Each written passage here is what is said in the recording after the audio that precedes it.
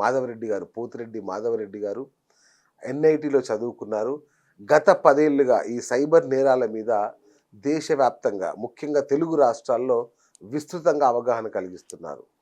అనేక విద్యా సంస్థల్లో, అనేక సంస్థల్లో చివరికి పోలీసులకు కూడా ఆయన శిక్షణ ఇచ్చారు. మరి ఆయన చాలా భయంకరమైన విషయాలు చెప్తున్నారు. ఎప్పుడు మన నిలువురు దోపిడీకి గురవుతామో అర్థం కాని సిచ్యువేషను. మరి ఈ ఎపిసోడ్ చాలా జాగ్రత్తగా చూడండి, అర్థం చేసుకోండి, ఆయన్ని కలవండి. మీరు సమాజానికి ఎంతో మేలు చేసిన వాళ్ళు అవుతారు, మీకు మీరు మేలు చేసిన వాళ్ళు అవుతారు. సో ఆలస్యం చేయకుండా ఆయన నుంచి మరిన్ని వివరాలు తెలుసుకుందాం. సార్ నమస్తే. నమస్కారం సార్. ఎలా ఉన్నారు మాధవరెడ్డి గారు? బాగున్నాం సార్, మీరు ఎలా ఉన్నారు? Super sir. సో బేసిక్గా జీరో బడ్జెట్ పాలిటిక్స్ మాధవరెడ్డిగా మీరు చాలా famous. So of course cyber నేరాలు. సో ఏంటి సార్ ఈ భయానక పరిస్థితి? ఫోన్ ముట్టుకోవాలంటే భయం వేస్తుంది. ఎట్లా? ఏం లేదు సార్, మనం ఏదైనా కానీ మన పిల్లలకు కత్తి గురించి, కరెంటు గురించి, పాము గురించి, పుట్ట గురించి జాగ్రత్తలు చెప్పినాం. అవును. ఎక్కడ మొబైల్ గురించి జాగ్రత్తలు చెప్పట్లేదు. అవును. సో ఈ మొబైల్ ఎలాంటిదంటే కత్తి కన్నా పదనైనది, కడలి కన్నా లోతైనది, ఎవరెస్ట్ కన్నా ఎత్తైనది, అణుబాంబు కన్నా శక్తి గలది, అందరి అరిచేతిలో ఇమిడి ఉన్నది. సరిగ్గా వాడుకుంటే బ్రహ్మాస్త్రం, వాడుకోలేకపోతే భస్మాసురాస్త్రం. వాహ్ వాహ్ వాహ్ వాహ్. సో దీన్ని బ్రహ్మాస్త్రంగా వాడుకుంటారా, భస్మాసురాస్త్రంగా వాడుకుంటారా, అది మన చేతుల్లో ఉంది. ఓకే. ఈ మొబైల్ను మీరు వాడుకోలేకపోతే ఈ మొబైల్ మిమ్మల్ని వాడుకుంటుంది. బా అంటే మిమ్మల్ని వాడుకుంటుందంటే మొబైల్ ద్వారా ఎవరో మిమ్మల్ని వాడుకుంటారు. అది ధనం కావచ్చు, మానం కావచ్చు, ప్రాణం కావచ్చు. కరెక్ట్. సో మనము ఇప్పుడు ఒక కత్తి ఉంది. ఈ కత్తిని ఒక కిచెన్లో వాడిన తర్వాత జోబీలు పెట్టుకొని తిరగం కదా. అసలు మంచిగా మంచిగా పనిచేసింది కదా, కూరగాయలు కానీ ఎందుకు పెట్టుకొని తిరగము అంటే అవసరం లేదు. అవును. ఇక్కడ కూడా అంతే. ఈ మొబైల్ పర్పస్ తెలుసుకొని వాడితే మనకి ఇబ్బంది ఉండదు. ఓకే. చాలా మందికి మొబైల్ పర్పస్ తెలియదు. ఓకే. సో అంటే పర్పస్ తెలియదంటే కమ్యూనికేషన్ వాడుకుంటే మంచిది, అంతే. మీ బిజినెస్కి వాడుకుంటే మంచిది, మీ చదువుకు వాడుకుంటే మంచిది. కానీ సోషల్ మీడియాలో వచ్చే ప్రతిదాన్ని క్లిక్ చేయడము, ఎవరో చెప్పేదాన్ని ఫాలో అవ్వడం ఇక్కడ డేంజర్గా ఉందన్నట్టు. ఓకే. సో ఇవన్నీ ఎందుకు జరుగుతున్నాయి? మీరు ముక్కు మొహం తెలియని వాళ్ళు చెప్పే మాటలు నమ్మడం వల్ల. సో ఎలా జాగ్రత్తలు వహిస్తే మనం దీని నుంచి తప్పించుకుంటాం అనేది చాలా వెరీ సింపుల్ టెక్నిక్. మనకు వెరీ కరెక్ట్ చెప్పాలంటే చిన్నప్పుడు ఎప్పుడో కరెంటు జాగ్రత్త అని చెప్పినాం, జీవితాంతం జాగ్రత్తగా ఉన్నాం కదా. ఇక్కడ కూడా అలాంటి చిన్న జాగ్రత్తలే చాలు. వండర్ఫుల్. కాకపోతే ఏమవుతుందంటే ఆ అజాగ్రత్తగా ఉంటే ఎంతవరకు అంటే జస్ట్ మార్నింగే చూసినాను తమిళనాడులో ఒక కేసు. ఒకతను లోన్ తీసుకోవాలనుకున్నాడంట. అంటే లోన్ ఎవరో ఆఫర్ చేసినట్టు తీసుకోవాలనుకున్నాడు. ఎవరేం చేసినా కానీ వాళ్ళు ఏం చేస్తారంటే చిన్న అమౌంట్ నుంచి స్టార్ట్ చేస్తారు. ఆ జిఎస్టీ అని, ఆ ఫీజు అని, ప్రాసెసింగ్ ఫీజు అని. అట్లా ఒక 6 లక్షలు లోన్ తీసుకోవాలనుకుంటే దాదాపు 50 లక్షల వరకు కట్టినాడంట. 6 లక్షల లోన్కి 50 లక్షలు కట్టినా అంటే ఒకసారి పోయినాక ఎన్నికి రాలేరన్నట్టు. ఓకే. ఓకే. సో రకరకాల క్రైమ్స్ ఉన్నాయి. సో ఏమైంది, 2 పిల్లలను, భార్యను చంపి తన ఆత్మహత్య చేసుకున్నాడు. ఈరోజు మార్నింగ్ జరిగినది కేసు. సో ఇలా చాలామంది చాలా రకరకాల క్రైమ్స్లో ఇరుక్కొని బయటికి రాలేక వాళ్ళు పోతూ వాళ్ళ కుటుంబ సభ్యులను పోగొడుతున్నారు, అంటే తీసుకుపోతున్నారు.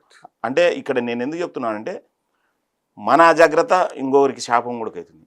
అది ఇంకా నెక్స్ట్ లెవెల్ ఎట్లయితుంది అంటే అదే ఒక స్టూడెంట్ అని అనుకో, ఒక కాలేజీకి అడ్మిషన్ పోతుంది, ఒక స్కూల్కి అడ్మిషన్ పోతుంది. అంటే స్టూడెంట్ ఇబ్బంది అనే ఇబ్బంది, స్టూడెంట్ తల్లిదండ్రులు అనే ఇబ్బంది. ఈ పొద్దు ప్రతి బిజినెస్ వాళ్ళ వినియోగదారులు, స్టూడెంట్ కావచ్చు, తండ్రి కావచ్చు, లేకపోతే ఒక బిజినెస్ అయితే వినియోగదారులు కావచ్చు, వాళ్ళ ఎంప్లాయీస్ కావచ్చు, ప్రతి ఒక్కరికి సైబర్ నేరాలపై అవగాహన అత్యవసరం. అంటే మనం గాలి ఎలా పీల్చుకుంటామో అంత అవసరం. ఎందుకంటే మీకు కరోనా తర్వాత కాలర్ ట్యూన్స్ ఏమైనా వచ్చినాయా? వచ్చింటే మహా అంటే ఎలక్షన్ టైంలో ఓ వారం వచ్చింటాయి. ఓకే. తర్వాత ఇప్పుడు కంటిన్యూగా వస్తున్నాయి కదా, ఇది ఆరంభం మాత్రమే. కరెక్ట్. ఫ్యూచర్లో ఇది ఎంతవరకు పోతుందో తెలియదు. సో దీన్ని సరిగ్గా అర్థం చేసుకోలేకపోతే చాలామంది ఇబ్బంది పడతారు. నేను స్వయంగా ఒక 20 మందిని ఆత్మహత్య చేసుకునే వాళ్ళని కాపాడినాను. ఏది సైబర్ నేరాల బారి. సైబర్ నేరాల బారి. ముఖ్యంగా లోన్ యాప్స్ లోన్లు తీసుకొని ఉంటారు, లేకపోతే న్యూడ్ కాల్ ట్రాప్లు ఇరుక్కుంటారు. బయటకు రాలేరు, చెప్పుకోలేరు. పోలీసు వాళ్ళ దగ్గరికి పోగలిగితే మంచిదే, వాళ్ళు హెల్ప్ చేస్తారు. కానీ పోలీసు వాళ్ళు అంటే మళ్ళీ అది ఒక సిస్టమ్ కాబట్టి పోయి చెప్పుకోలేరు. తర్వాత ఇట్లా తెలుసో తెలియకో మన నెంబర్ ఎక్కడో తీసుకొని ఫోన్ చేస్తారు, మాట్లాడతారు. సో అట్లా ఇబ్బంది పడి ఫోన్ చేస్తుంటారు అన్నట్టు. ఓకే. వాళ్ళకు తగు జాగ్రత్తలు చెప్తూ చాలామందిని అంటే వాళ్ళు ఎంత భయపడి ఫోన్ చేస్తుంటారంటే ఇంకా మనం ఆ టైంలో వాళ్ళకి హెల్ప్ చేయలేకపోతే ఇవాళ పొద్దున్న మీతో మాట్లాడిన వ్యక్తి గొంతు వణికిపోతుంది. అవును. నాకు భయం వేసి నిజంగా ఇక్కడ ఆత్మహత్య చేసుకుంటాడా ఇతను అని. అతని పేరు మీద ఫేక్ లోన్ తీసుకున్నారు. ఫేక్ లోన్ తీసుకున్నంటే సార్ పోలీసులు వస్తారట, ఇంటికి బ్యాంక్ ఇంటికి వాళ్ళు వస్తారట అంటే ఎంత భయం వేసిందంటే నాకు.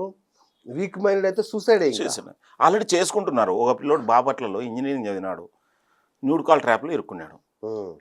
అట్లనే గుడిమల్కాపూర్లో ఒక అబ్బాయి ఆన్లైన్ గేమ్స్ ఆడినాడు, అప్పులు చేసినాడు, లోన్ యాప్లో ఇరుక్కున్నాడు. అట్లనే విజ్ఞాన్ యూనివర్సిటీ బెంగళూరులో ఒక అబ్బాయి, గుత్తి అబ్బాయి, సేమ్ ఆన్లైన్ గేమ్స్ ఆడినాడు, అప్పులు తీసుకున్నాడు లోన్ యాప్లో. ఇట్లనే విజయవాడలో ఒక అమ్మాయి, చాలామంది ఇట్లా కేఎల్ యూనివర్సిటీలో. సో ఏమవుతుందంటే వాళ్ళకి తెలియదు పోయేటప్పుడు. ముఖ్యంగా లోన్ యాప్స్ తీసుకుంటే వాడు కాంటాక్ట్స్, ఫోన్స్ అన్నీ తీసుకుంటాడు.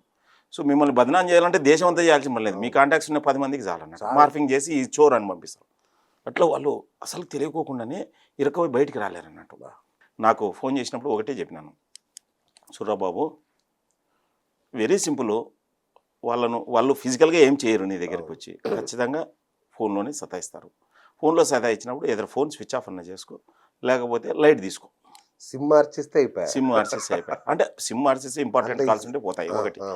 సెకండ్ టైంలో సేమ్ టైంలో లేకపోతే వాట్సాప్ స్టేటస్ పెట్టు, ఏమని నా ఫోన్ హ్యాక్ అయింది, ఈ రేపు ఏఐ ద్వారా ఎన్నో వీడియోలు వస్తున్నాయి కదా, లైట్కి తీసుకో. సో అట్లా వాళ్ళకి కొద్దిగా కంఫర్టబుల్ వాళ్ళు చెప్పాలి, వాళ్ళు కూల్ అయిపోతున్నారు. సో లేకపోతే ఏమవుతుందంటే వాళ్ళు చాలా భయంగా, ఇంట్లో వాళ్ళకి చెప్పుకోలేరు, ఫ్రెండ్స్కి చెప్పుకోలేరు. ఫ్రెండ్స్కి చెప్పుకునే అంత నాలెడ్జ్ ఉండాలి, అంతే కదా. ఇష్యూ సింపులే. సేమ్ అట్లనే రకరకాలుగా ఎట్లా పోతుందంటే ముందు పోయి వెనక్కి రాలేరు అన్నట్టు. సో అది ఆన్లైన్ గేమ్స్ కావచ్చు, న్యూడ్ కాల్ ట్రాప్ కావచ్చు, లోన్ యాప్ కావచ్చు, ఈవెన్ స్టాక్ మార్కెట్లో ఫేక్ స్టాక్ మార్కెట్లో పెట్టచ్చు, లేకపోతే ఇట్లా రకరకాల కొరియర్ ఫ్రాడ్స్, ఏదేమైనా కానీ మన సహకారంతోనే సైబర్ నేరాలు జరుగుతాయి. రైట్. ఇంకొక విషయం సార్, నేను నేషనల్ క్రైమ్ రికార్డ్స్ వాళ్ళు నిన్న ఒక నివేదిక రిలీజ్ చేశారు. Hi friends, thank you for watching this video. ఈ వీడియో కనుక మీకు నచ్చినట్లయితే దయచేసి లైక్ చేయండి, షేర్ చేయండి. ముఖ్యంగా మా ఛానల్ 24/7 న్యూస్ టీవీని సబ్స్క్రైబ్ చేసుకోండి. ఆ తర్వాత మీ విలువైన అభిప్రాయాల్ని, మార్పులు, చేర్పులు, కావాల్సిన వీడియో ఏమన్నా ఉంటే మన వీడియో కింద కామెంట్ సెక్షన్లో కామెంట్ రూపంలో తెలియజేయండి. నమస్కారం, సాయిదంచిక మాట్లాడుతున్నాను. ప్లీజ్ సబ్స్క్రైబ్, షేర్, లైక్ చేయండి 24/7 టీవీ ఛానల్. హాయ్ నమస్తే, నేను మీ Sonia Akula. Please subscribe to 24/7 news TV. Hi అండి, అందరికీ నమస్తే. నేను Mankota Prasad. Please do subscribe 24/7 news TV. Political, entertainment and infotainment updates కోసం like, share, subscribe 24/7 news TV.